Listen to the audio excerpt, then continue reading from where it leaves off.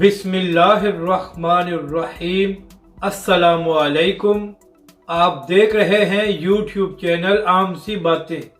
Imported हुकूमत घटिया हरकतों से बाज आ जाए, तहरीक लब्बैक और अल्लामा साद हुसैन रिजवी मैदान से जाने को तैयार। इस वीडियो में हम इसी के मुतालिक बात करेंगे।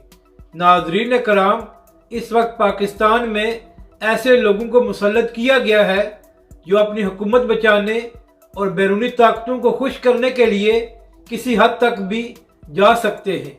नाज़रीन कराम, कौमी असम्बली से ट्रांसजेंडर बिल मंजूर कराया गया है और खुदा न खास्ता इसके बाद पाकिस्तान में हम जिन्स परस्ती में भी इजाफा हो सकता है। यही वजह है कि तमाम मजहबी जमातों ने इसकी भरपूर मजम्मत की है।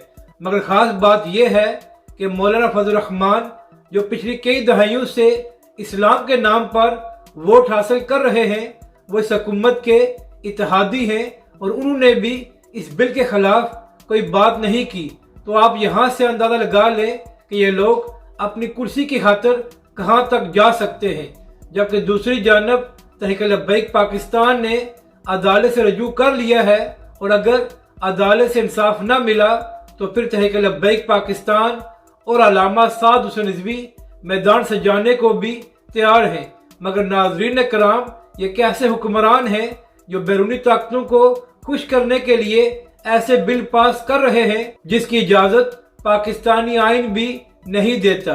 अपनी राय का ज़रूर इजहार करें कि आपको ये वीडियो कैसी लगी और हमारे इस चैनल को भी सब्सक्राइब करें।